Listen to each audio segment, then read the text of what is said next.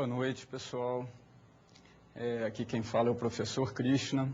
Eu sei que vocês esperavam encontrar aqui o professor Eugênio nessa última aula do nosso curso, mas ele mandou um abraço a todos vocês e, por motivos pessoais, ele não vai poder comparecer a essa aula e me delegou a missão aqui de estar finalizando o nosso curso de Banco de Dados 2 e eu espero cumprir aí essa aula com a mesma qualidade com que ele veio trazendo aí ao longo do curso, né? Então, a gente vai começar essa aula de hoje indo aqui ao quadro para uma pequena revisão sobre a aula de projeto físico.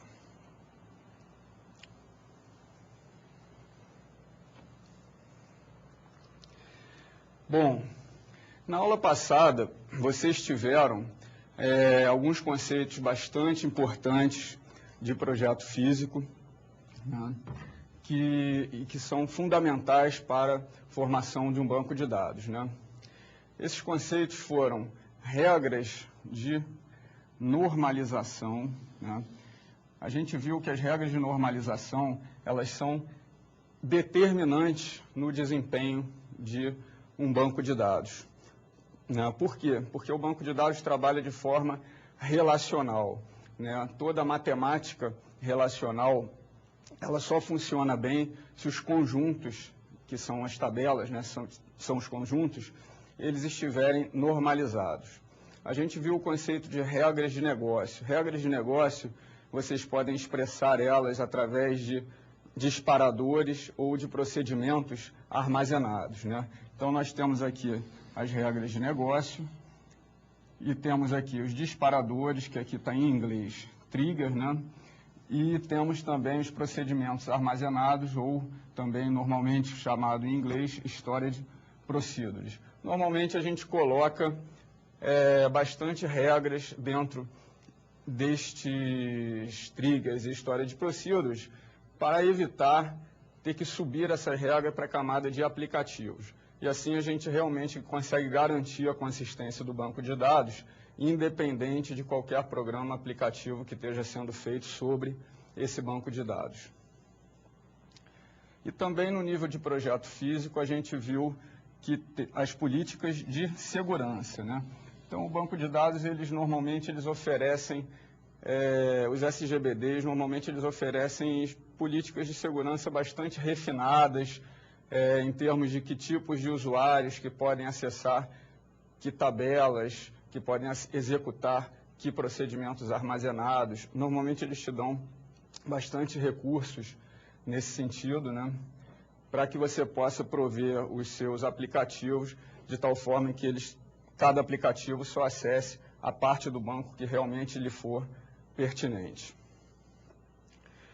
Todas as regras em termos de projeto físico, elas têm muito sentido quando a gente trata de grandes volumes de dados. Para bancos de dados muito pequenos, praticamente qualquer coisa que você fizer vai funcionar, tá? Então, todo esse nosso estudo de projeto de banco de dados, ele tem um foco muito em cima de volumes de dados. Quando você vai trabalhar com tabelas na casa de ordem de milhões de registros, então, realmente, todo esse estudo faz bastante diferença, né? Vocês viram também a parte de estrutura das tabelas e dos índices, né? Que a gente viu que, normalmente, a estrutura mais utilizada são as árvores B+, em que a gente tem os registros lógicos alocados nas folhas, né, dessa estrutura de árvore B+, né? E essas folhas, elas estão alocadas em páginas físicas, né, do sistema operacional e também foi visto o conceito de índice e de chave primária. E agora a gente vai começar com a aula de hoje, em que nós temos, eu vou voltar aqui para falar diretamente a vocês, e nós temos aqui nessa aula de hoje o objetivo de solidificar o conhecimento que foi adquirido ao longo do curso. E, para isso, a gente vai utilizar dois exemplos, né? Na apostila de vocês, qual vai ser a metodologia que a gente vai usar? Na apostila de vocês, vocês têm lá um exemplo de alocação de recursos em projetos e também tem um exemplo de uma empresa de transporte, que presta serviço de transporte para outras empresas, né? O exemplo de alocação de recursos em projetos está feito utilizando a metodologia do IDEF-1X. E o outro, o da empresa de transportes, na apostila, ele está feito utilizando o MER, né? Nessa aula de hoje, eu procurei colocar os dois exemplos segundo as duas metodologias, ou seja, nós vamos fazer dois projetos de bancos de dados, tá?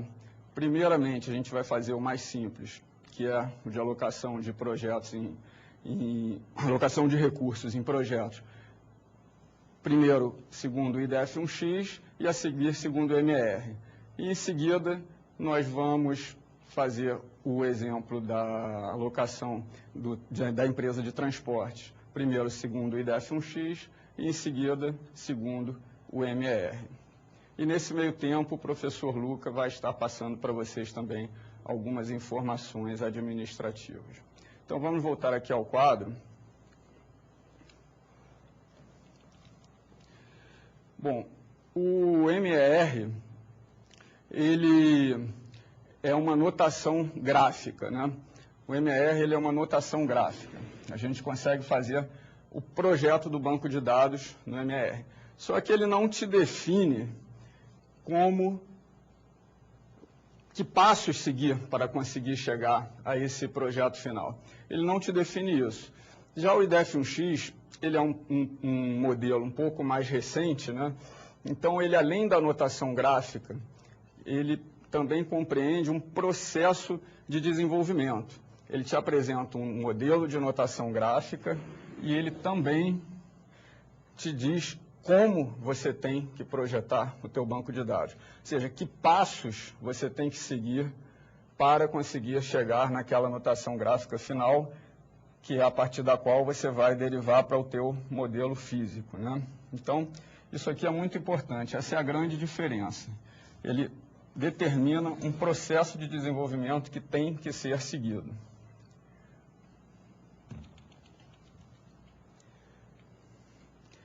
Bom, na fase 0, a gente tem aqui um modelo descritivo, né?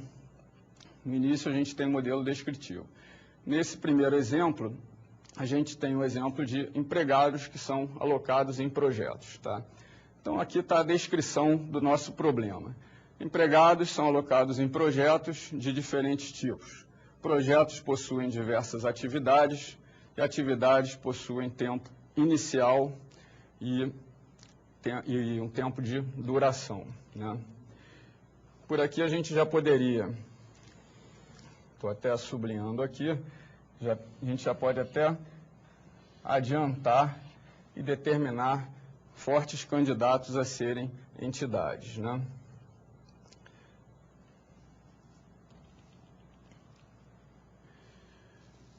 Bom, a fase 0.1 do IDEF-1X, nessa fase a gente tem que definir os objetivos da modelagem, né? Então aqui a gente pode escrever, né, como está descrito aqui, para se atingir os objetivos da modelagem, nós precisamos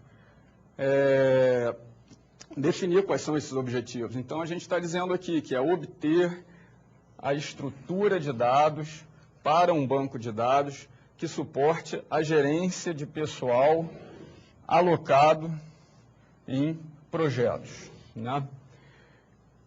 Então, é muito importante você definir bem esse objetivo, inclusive porque ele determina bastante o escopo do teu projeto, o escopo do que teu banco de dados vai abranger, tá? Então, uma pessoa que vai ler a documentação do teu banco de dados, ela eventualmente, um profissional que não seja da área de banco de dados, ele não precisa ler a tua modelagem, porque ele talvez não consiga entender. Mas se ele ler o teu objetivo e ele for bem claro e determinar bem o escopo, ele vai conseguir entender bem. Na fase 02, nós temos o plano de modelagem, ou seja, como que nós faremos a modelagem. Nesse exemplo aqui, por ser um exemplo muito pequeno, e ele vai ser feito em apenas 1 hora, que é o tempo aqui da nossa aula, e por uma única pessoa. E isso está descrito. O negócio é que no IDEF 1x você tem que atender a todas essas fases, né? Você tem que descrever cada uma dessas etapas. Na fase 03, nós temos a organização da equipe. E a gente tinha visto na aula de projeto IDEF 1x que ele determina figuras como o gerente, o modelador, o revisor e o especialista, né? Quem são essas figuras? O gerente é o gerente do projeto, o modelador seria quem vai realmente criar o modelo, né? Todas as regras de criação do modelo. O revisor vai ser alguém responsável por validar o modelo, e o especialista normalmente é uma pessoa que entende do negócio sobre o qual a gente está querendo modelar. Então, se você vai fazer um modelo sobre uma fábrica de componentes eletrônicos, o especialista é o cara que entende sobre fábrica de componentes eletrônicos, né? E ele tem que fazer parte da equipe de projeto. Um tópico muito importante é a coleta de material fonte, né? Então, o IDEF 1x, ele prevê que você deve coletar e documentar, né, todo o material que você conseguir para o seu projeto do banco de dados. Porque o seu projeto de banco de dados ele é feito em cima de reuniões e de materiais que você coleta. Então, aqui nesse exemplo, nós temos aqui uma planilha, né, porque provavelmente antes da gente fazer esse banco de dados, né, esse controle era feito numa planilha eletrônica, como no Excel, por exemplo. Então, essa planilha é um ótimo exemplo e que deve estar documentado junto ao projeto, né? É um ótimo exemplo de um passo importante para a gente conseguir chegar no projeto final. Então, nós temos aqui, por exemplo, nessa planilha, uma funcionária, Giovana, cujo CPF é 4294 e que ela é a gerente num projeto de controle de estoque, de sistema de estoque, né? E a gente tem também a mesma Giovana, né, com o mesmo CPF, e ela exerce a atividade de analista num outro projeto, num sistema de RH. Então, você vê que uma pessoa, por esse exemplo, a gente consegue ver que uma pessoa pode exercer diferentes atividades em diferentes projetos, tá? Isso é uma informação muito importante para a nossa modelagem, né? A gente vê aqui também que a data inicial, ela é da Giovana no sistema de RH, e o tempo alocado dela, aqui de 20 dias, por exemplo, é da Giovana na atividade de analista aqui no sistema de RH, né? Aqui também o tempo alocado dela é da Giovana na atividade de gerente no sistema de estoque, tá? Então, esse é um exemplo de um documento relevante ao projeto.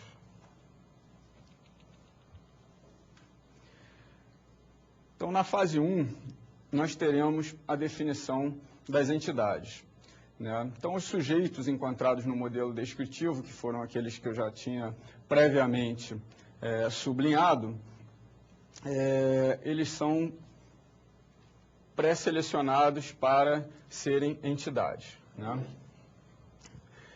E o IDEF 1x, ele prevê que a entidade ela tem que seguir esse modelo aqui. Você dá uma identificação da entidade, uma numeração para ela, identidade 01. Né? Uma entidade 01 vai ser a entidade projeto. E você descreve a entidade. Então, a entidade projeto é uma entidade que representa instâncias de projetos, né? Instância de um projeto. A entidade 02 vai ser a entidade empregado. E aí você tem que descrever, tem que colocar a definição no teu modelo. O que é a entidade empregado? Ela representa os empregados da empresa.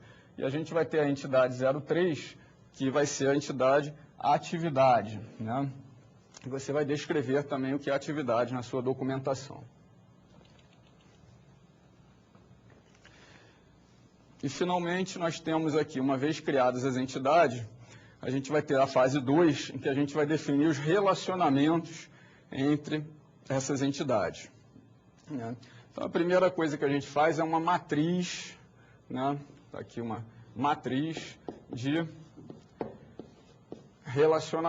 relacionamento, em que a gente põe aqui nas linhas todas as entidades e nas colunas também todas as entidades. E a gente marca com um X as entidades que têm relação uma com a outra. Então, projeto,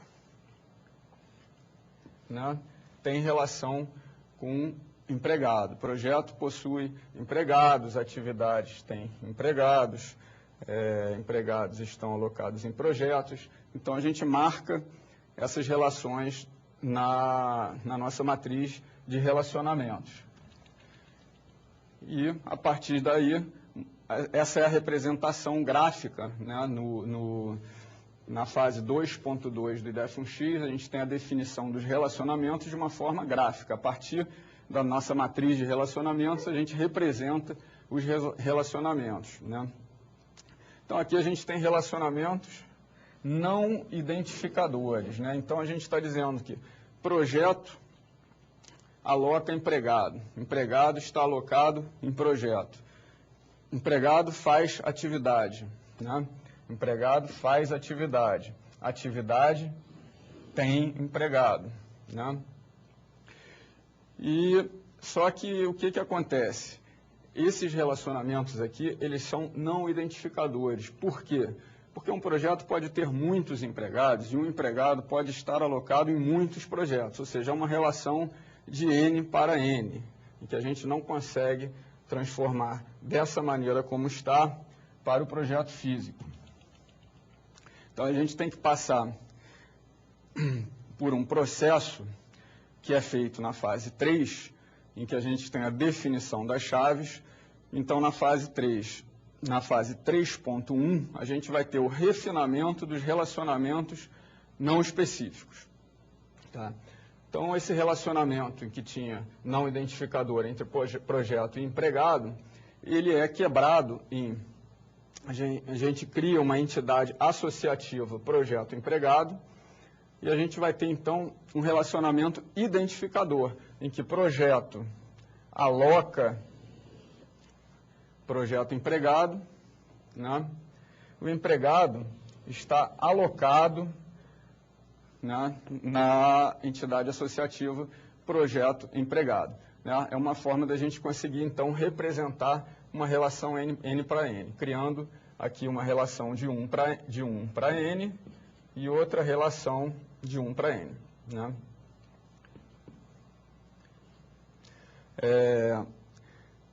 Por outro lado, a gente pode cascatear esse processo de refinamento. Por quê? Porque as atividades, elas são feitas por empregados que estão alocados em projetos.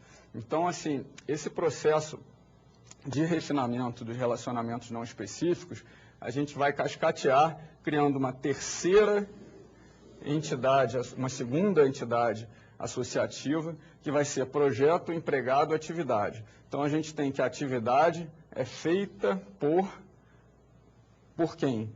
Por um empregado que está alocado numa atividade pertencente a um projeto, tá? Então, a gente tem aqui, né, uma entidade associativa e a sua relação.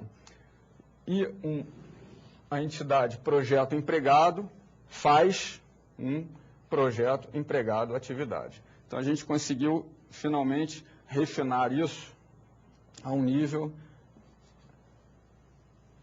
que dá para a gente, finalmente, fazer. Esse aqui já é o nosso modelo já lógico, né, e é portável para o modelo físico, né?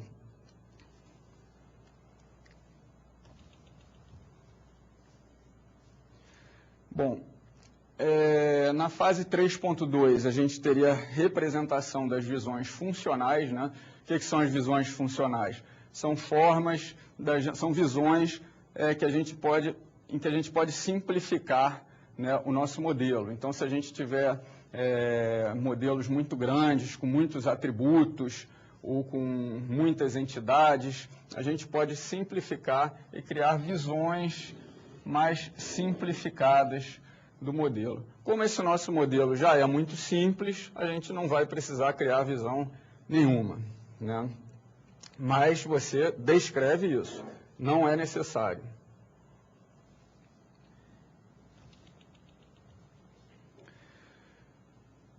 Na fase 3.3, nós temos a identificação dos atributos chaves, né? Então, nós teremos aqui, para a entidade projeto, né, a gente identifica que o número do projeto vai ser o atributo chave. Para a entidade empregado, nós teremos que o CPF vai ser o atributo chave dele primário. Para a entidade atividade, nós teremos um código de atividade como atributo chave, né? E eu vou aqui falar diretamente com vocês, né, sobre as entidades associativas. Então, nas entidades associativas, o que vai acontecer? A gente tem as chaves migradas, né? Então, nas entidades associativas, a gente tem as chaves migradas, que elas foram criadas para poder para poder fazer um relacionamento específico, por exemplo, entre projeto e empregado. Então, a gente tinha um relacionamento não específico entre projeto e empregado, e a gente teve que criar uma entidade associativa projeto-empregado. Ela vai ter o quê? Ela vai ter a chave com o número do projeto, a chave dela vai ser composta, né? Ela vai ser composta por o quê? Pela chave primária da entidade projeto, que é o número do projeto, mais a chave primária da entidade empregado, que é o CPF, né? Então, vai ser composta. Então, isso ocorre com as duas entidades associativas. Vamos voltar aqui ao quadro.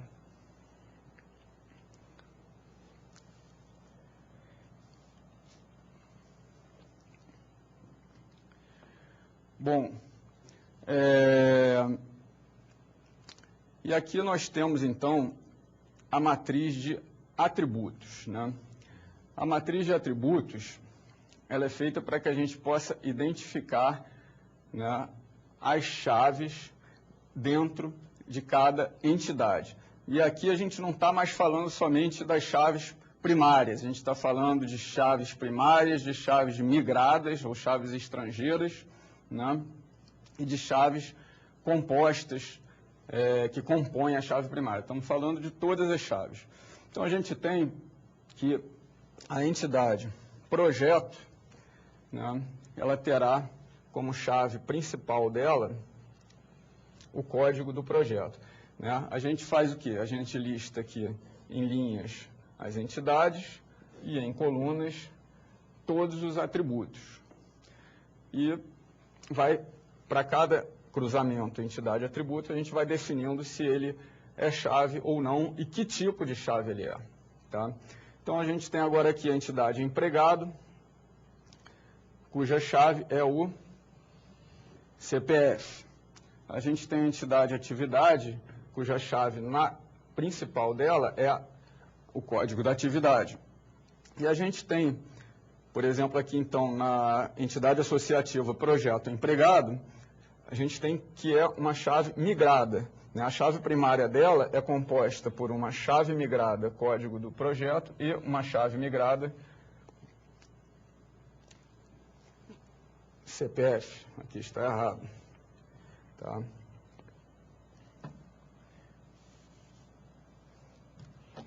E uma chave migrada CPF, projeto empregado. Esse aqui vocês podem desconsiderar, tá? Foi uma falha. E aqui na entidade projeto empregado atividade, nós teremos uma chave migrada projeto, código do projeto, uma chave migrada CPF e uma chave migrada código da atividade, que são todos migrados das entidades nas quais eles são chave primária. E eles compõem a chave primária dessa entidade associativa.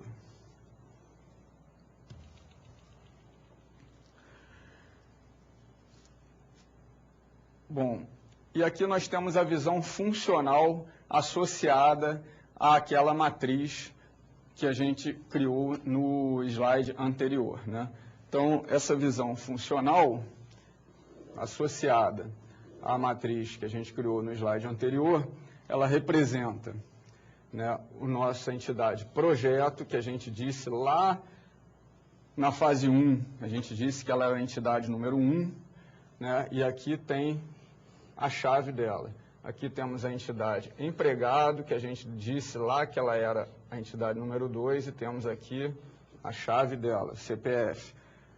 Temos aqui a entidade atividade, que é a terceira, com código de atividade.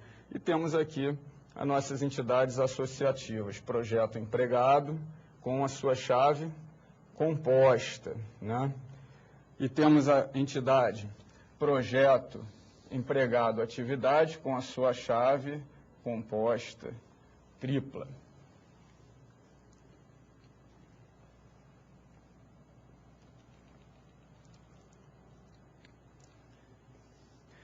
Bom, aqui nessa fase 4, a gente tem que definir os atributos, ou seja, a gente tem que listar todos os atributos e sair colocando eles dentro das entidades corretas, né? Então, na verdade, a gente tem poucos atributos nesse projeto, né?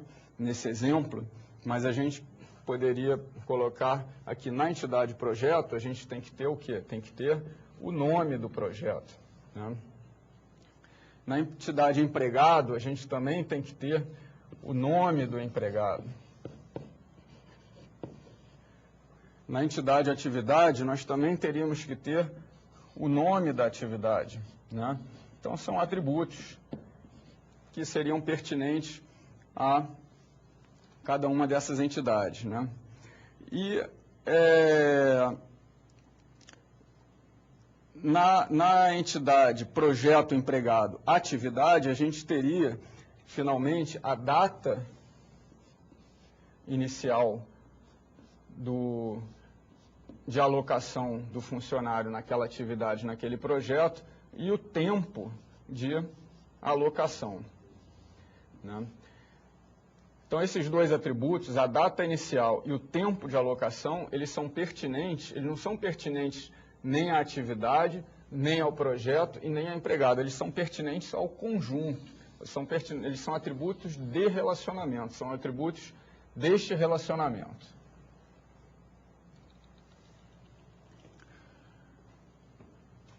Bom, então a gente vou voltar aqui para falar com vocês, com o exemplo ali da figura anterior, a gente finalizou o modelo de gerência de recursos, né, alocados em projetos, segundo o método IDEF-1X, né? E agora a gente vai ver esse mesmo exemplo segundo o modelo MER, tá? Vamos voltar aqui ao quadro.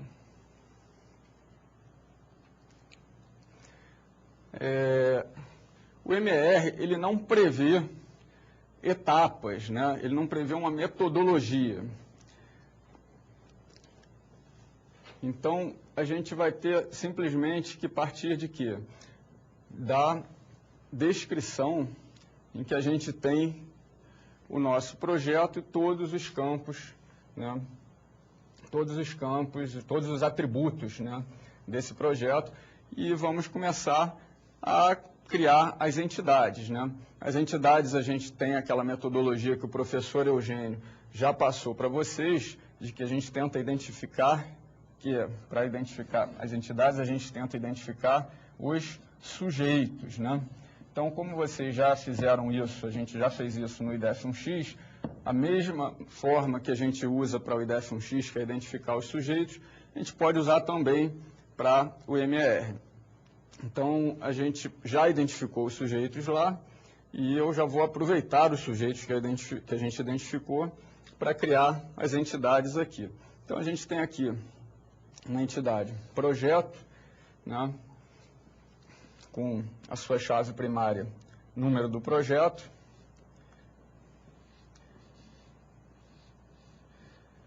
Temos o atributo nome do projeto.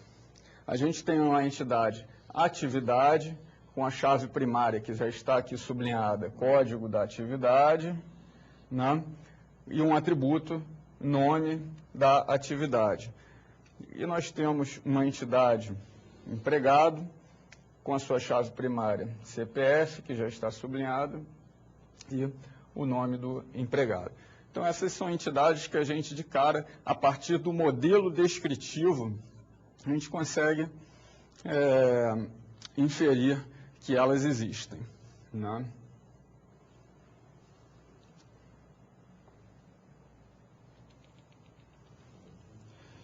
Mas a gente sabe que existiam os atributos data inicial e tempo de alocação, né? Então, data inicial e tempo de alocação, que estavam no nosso modelo descritivo, eles não pertencem a essas entidades diretamente. Eles são entidades de relacionamento. Relacionamento, a gente tinha visto com o professor Eugênio, que a gente consegue determinar através de verbos, né? Então, empregados estão alocados em projetos. Empregados fazem atividades, né? Então, a gente pode extrair os verbos do modelo descritivo para criar relacionamentos. Então,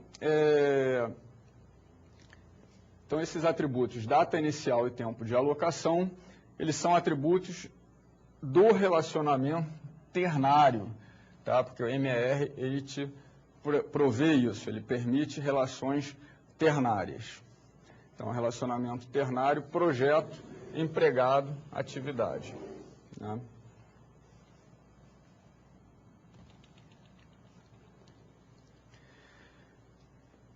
Então, portanto, já que a gente viu que a gente tem relacionamentos, temos um relacionamento ternário, em que a gente tem atributos para eles e a gente tem também relações N para N entre projeto e empregado, a gente é obrigado a criar, né, segundo o MER, entidades de relacionamento, que são projeto empregado e projeto empregado atividade.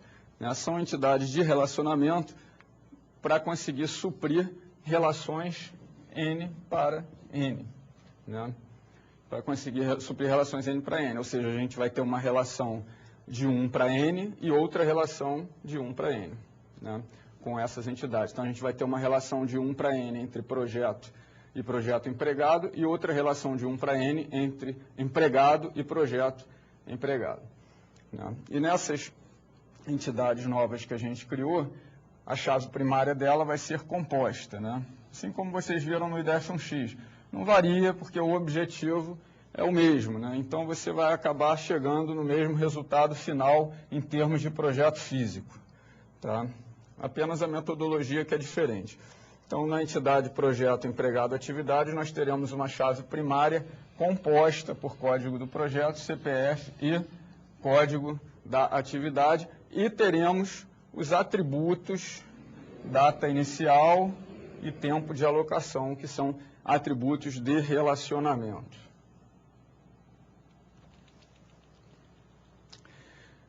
Bom, agora eu vou passar para vocês aqui a palavra do professor Luca e as considerações dele. Olá a todos, tudo bem? Vou tomar pouco tempo da aula do professor Krishna em função do tamanho hoje da aula e da complexidade. Muito bem, só 2 recados bastante importantes nesse momento. Primeiro, lembre-se que a próxima semana, próxima quarta-feira, então, portanto, no dia 23 de abril, nós teremos, então, a prova 2. Essa prova 2 vai conter questões, as 10 questões de cada uma das disciplinas, relacionando, então, os conteúdos das aulas 4, 5, 6 e 7. E já aviso também que, então, no dia 30, a semana, então, seguinte, nós teremos a prova substitutiva. Todos podem fazer, é um direito de todos, e aconselho a todos fazerem essa prova. Também são 10 questões para cada disciplina, abrangendo os conteúdos de todas as disciplinas. Ok? Eu vou deixar agora, então, a palavra para o professor Krishna, mas antes disso eu queria só dar um recado que talvez fosse importante neste momento. Nas disciplinas do próximo módulo, portanto, o módulo 6, estarão sob a responsabilidade dos professores da Unitins. E eles devem seguir o mesmo padrão de ensino que nós trabalhamos nessas disciplinas. Ok? Mas informaremos com mais detalhes no portal educacional. Agora com vocês, professor Krishna. Bom, pessoal, agora nós vamos ao nosso segundo exemplo. Tá? Nesse segundo exemplo, nós temos uma empresa de transportes, a empresa de transportes Top, e ela provê o serviço de transportar funcionários de outras empresas de casa para o trabalho e de volta do trabalho para casa. Então, nós vamos passar aqui pelo processo do modelo descritivo, né, e assinalar todos os tópicos que são importantes nesse modelo descritivo, e a seguir vamos seguir com a metodologia do IDEF-1X, e em seguida vamos ver o MR, um pouco mais rápido, porque o MR vocês têm ele na apostila, né? O MR é o exemplo que vocês têm na apostila, e eu procurei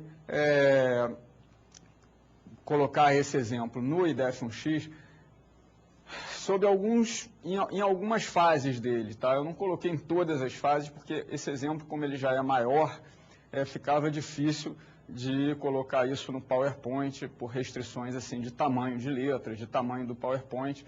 Então eu coloquei apenas algumas fases desse exemplo no IDEF-1X. Então vamos seguir aqui de volta para o quadro. Nós temos aqui então, no nível descritivo, que a empresa de transporte operacional de passageiros Top, ela atende a várias empresas, levando seus empregados de casa para a empresa e vice-versa, da empresa para casa. Tá? Então, isso aqui a gente está descrevendo, né, o objeto do nosso modelo. Né?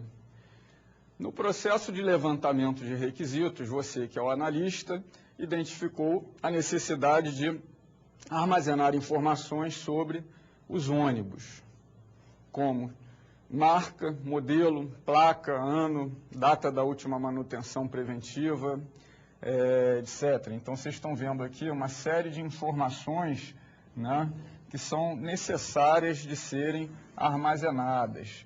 Né? E eu já deixei previamente assinalado aqui em vermelho, né, candidatos a entidades que a gente teria que sublinhar. Né? Então, esses que estão em vermelho aqui nesse texto são os que eu já identifiquei aqui que serão entidades. Então, assim, a gente tem a necessidade de armazenar informações sobre os ônibus. Né? Que informações são essas? Então, aqui a gente vai ter em seguida uma série de prováveis atributos dessa entidade ônibus. Né?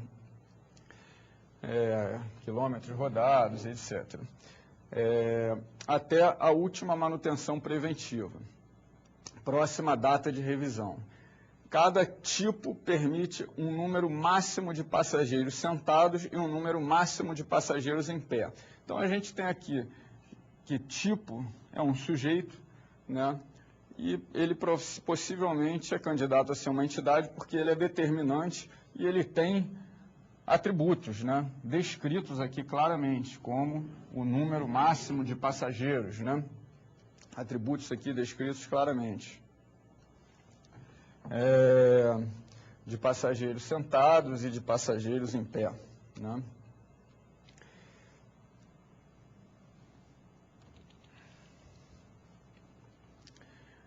Para cada contrato de prestação de serviços, pode haver várias linhas de ônibus. Então, a gente consegue determinar que o contrato é mais um candidato a ser entidade, que são realizadas durante o período de validade do contrato.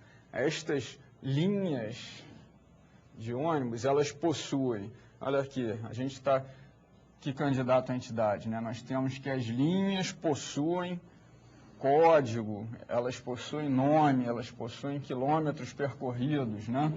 Forte candidato à entidade, né? Por viagem, horários, números de passageiros e os pontos de paradas com seus respectivos, ou seja, esses seus respectivos são os atributos de quem? Dos pontos de parada, ou seja, o ponto de parada também, né? A parada também é uma entidade, né? E ela terá endereços e uma referência que deve realizar conforme estabelecido no contrato, que a gente já assinalou previamente. Por questões de qualidade no atendimento, criando familiaridade com os passageiros e domínio dos pontos de parada da linha, o mesmo motorista e o mesmo ônibus são usados nas mesmas linhas. Cada linha tem um motorista e ônibus considerados titulares. Aqui a gente não precisa extrair nenhuma informação muito relevante desse texto, mas ele faz parte do nosso modelo descritivo, né? A empresa TOP tem vários motoristas, sobre os quais deve ser armazenado aqui uma série de informações que a gente precisa armazenar sobre os motoristas, né? O número, o tipo da carteira de motorista, número de pontos na carteira, nome, endereço, enfim, né? E no banco de dados também deve ficar registrada a informação operacional diária correspondente ao registro de saídas. Então a gente teve ali o nosso modelo descritivo, né? Na fase 0.1, nós teríamos aqui que colocar os objetivos da modelagem. Eu simplesmente aqui, eu assinalei as fases, pessoal. Uma série de coisas eu vou deixar para vocês como exercício, né? Porque a gente já fez exemplos anteriores, inclusive em aulas anteriores, isso aqui não tem nenhuma dificuldade. Vocês colocarem aqui qual é o objetivo da modelagem, né? Vocês estão modelando, né, um banco de dados para uma empresa de transporte stop, enfim, vocês podem descrever o seu objetivo de modelagem, né? O plano de modelagem que a gente vai fazer aqui também seria um plano bastante simples, feito por uma pessoa em 1 hora. A organização da equipe de projeto seria semelhante à do exemplo anterior, né, em que as 4 funções elas vão ser feitas por uma única pessoa. Em projetos muito grandes, a gente eventualmente poderia ter até diversas pessoas fazendo cada uma daquelas funções, né? Diversos especialistas, diversos modeladores, um gerente, né? Diversos revisores, enfim, depende do tamanho do projeto. Em projetos muito pequenos, a mesma pessoa executa todas as funções. E a parte de coleta de material fonte, que no nosso caso é o que a gente coletou no modelo descritivo, né?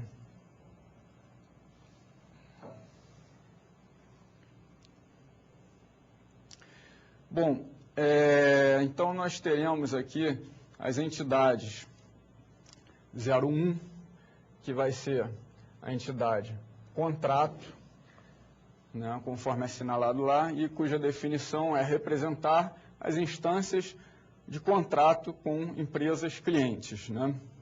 Teremos a entidade 02, cujo nome é ônibus e cuja definição é representar as instâncias dos veículos utilizados no transporte. E eu vou voltar aqui à frente para falar com vocês. Vocês, então, completem, né, para as outras entidades. Então, a gente tem outras entidades. A gente tem entidade motorista, entidade linha, entidade parada, e vocês completem seguindo essa mesma metodologia, né, de colocar o nome da entidade e uma descrição para ela. E vamos voltar aqui para a próxima transparência. Então, essas são as próximas entidades que vocês vão ter que completar, né? Motorista, linha, tipo e parada. E na fase 2, a gente tem a definição dos relacionamentos, né? Em que a gente vai ter as entidades colocadas na vertical e na horizontal, e estamos marcando, né, as relações entre elas. Então, a gente tem relação entre contrato e linha, né, porque um contrato percorre uma determinada linha, um ônibus percorre uma determinada linha, um tipo de veículo determina qual é o ônibus, um motorista também dirige percorrendo uma determinada linha, uma linha possui pontos de parada, tudo isso a gente tirou do modelo descritivo e colocou na nossa matriz, né, de relacionamentos, né? E eu deixo para vocês o exercício de montar o diagrama IDF1X de nível de entidade a partir dessa matriz, porque agora ficou bem mais simples, né? Vocês já sabem quais são os relacionamentos que existem, já sabem quais são as entidades que existem.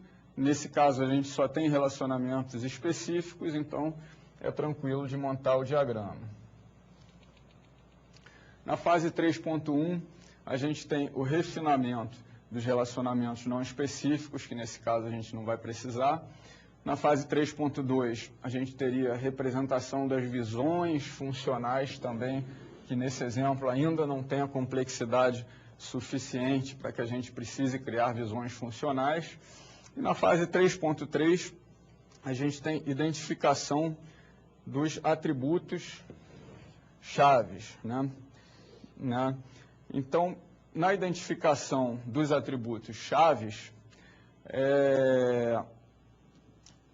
qual é a ideia? Eu tenho aqui em linhas as entidades colocadas, né? Contrato, ônibus, tipo, motorista, linha em parada, e em coluna eu teria todos os atributos. Como são muitos atributos, eu não tive como colocá-los todos nesse slide, porque não caberia, a letra ia ficar muito pequena. Então, eu coloquei aqui já selecionados somente os atributos que têm algum papel de chave. Mas, na realidade, você teria que colocar todos eles. Teriam muitos outros atributos aqui para o final desse quadro, né? Então, a gente tem aqui, para a entidade contrato, o número do contrato é a sua chave. Entidade ônibus, a placa do ônibus vai ser a sua chave. Mas ela também tem uma chave migrada do tipo do ônibus, né? Ou seja, um ônibus é de um determinado tipo. E esse tipo dele determina o quê? O número de lugares sentados e o número de lugares em pé. O tipo tem a chave dele. O motorista tem o número da matrícula dele, de motorista. A linha, ela tem uma chave migrada, né, com o número do contrato, uma linha ela pertence a um determinado contrato, ela tem uma chave migrada de que ônibus que está percorrendo aquela linha, ela tem uma chave migrada de que motorista que está dirigindo naquela linha, e ela tem uma chave primária, principal dela, que é o número da linha. E a parada, ela tem uma chave migrada, que faz parte da sua chave primária, que é o número da linha, e uma chave original dela, que é o número da parada. Ou seja, a chave primária da parada, ela vai ser composta, né? Ela vai ser uma chave composta pelo número da parada, mais uma chave migrada, que é o número da linha, porque uma parada é realizada em uma determinada linha, né? O ônibus para dentro de uma linha, né? Bom, então, a partir dessa nossa matriz, né, de atributos, fica para vocês montar, né, dando continuidade. Na verdade, vocês já vão ter montado o diagrama no exercício anterior seria colocar as chaves nesse diagrama, né? Colocar as chaves nesse diagrama, né? Continuando a montagem do diagrama.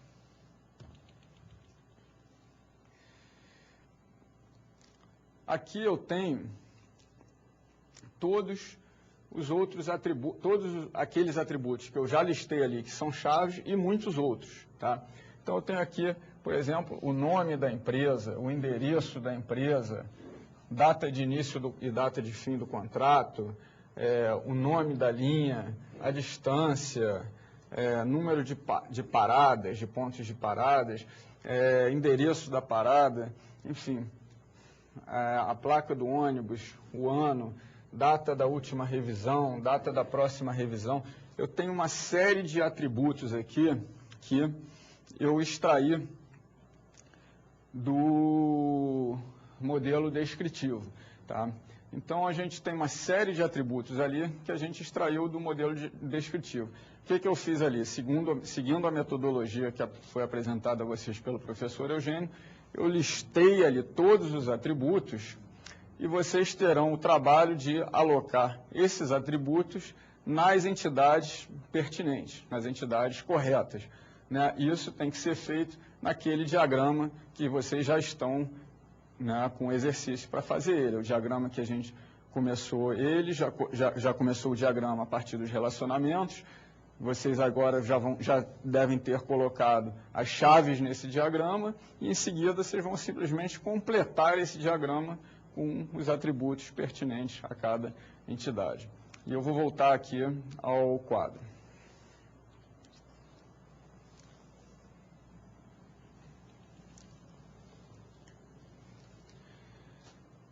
Bom,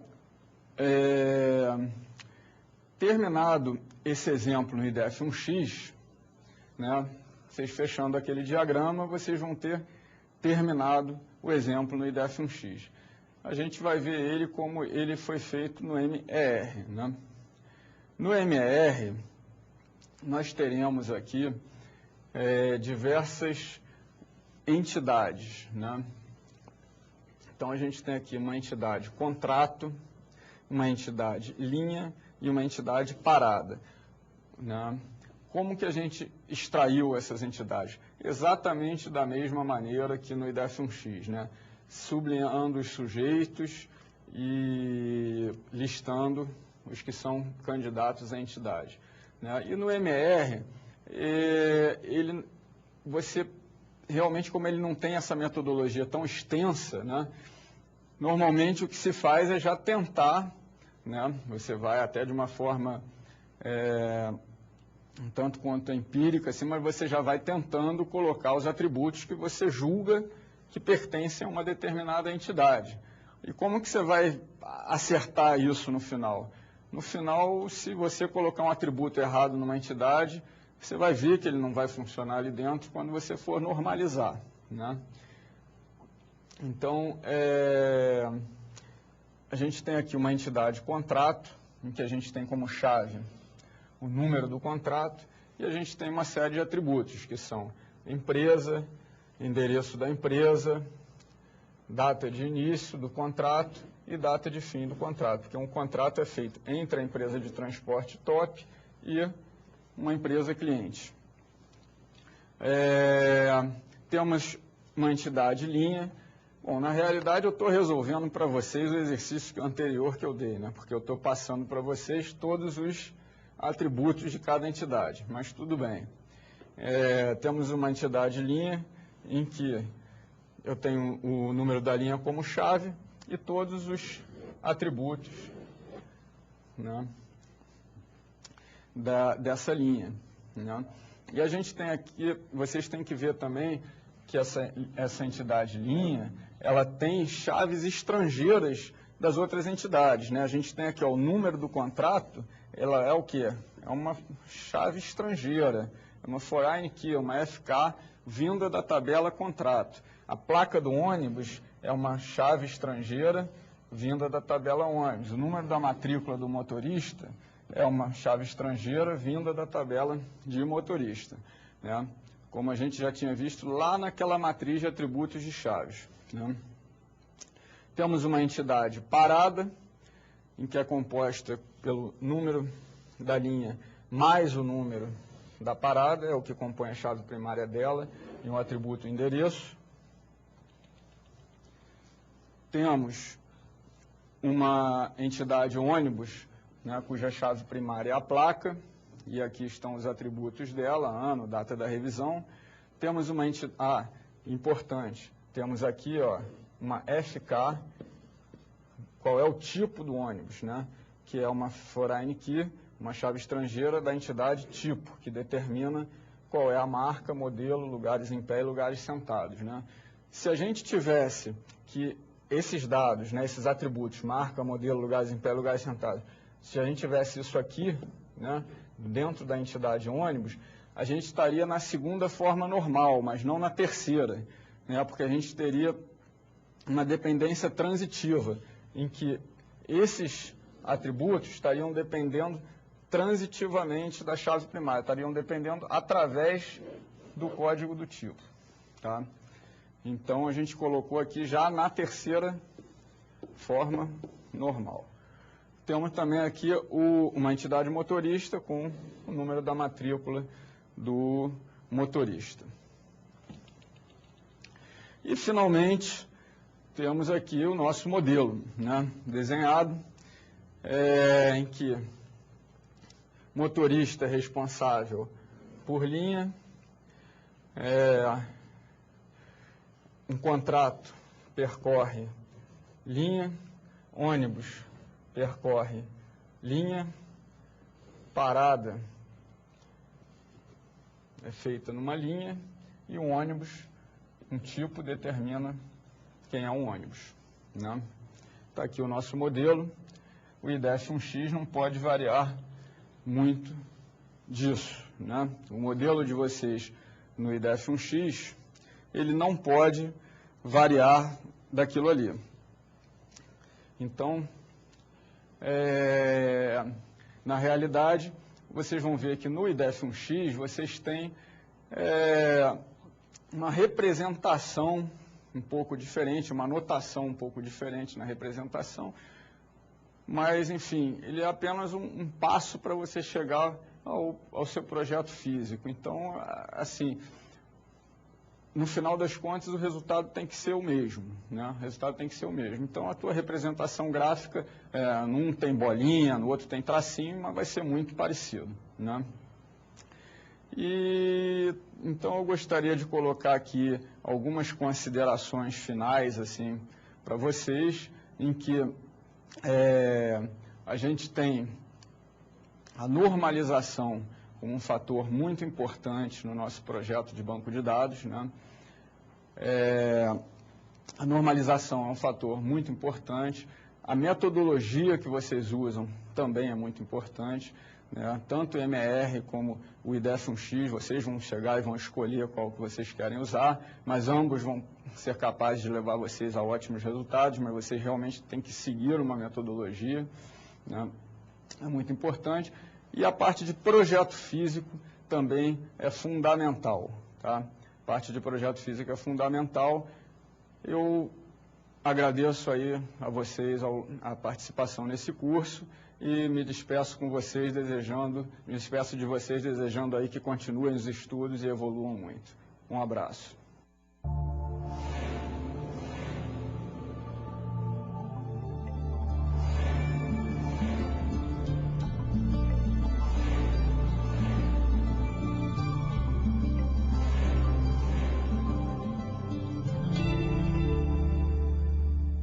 Educom, educação superior com alta tecnologia.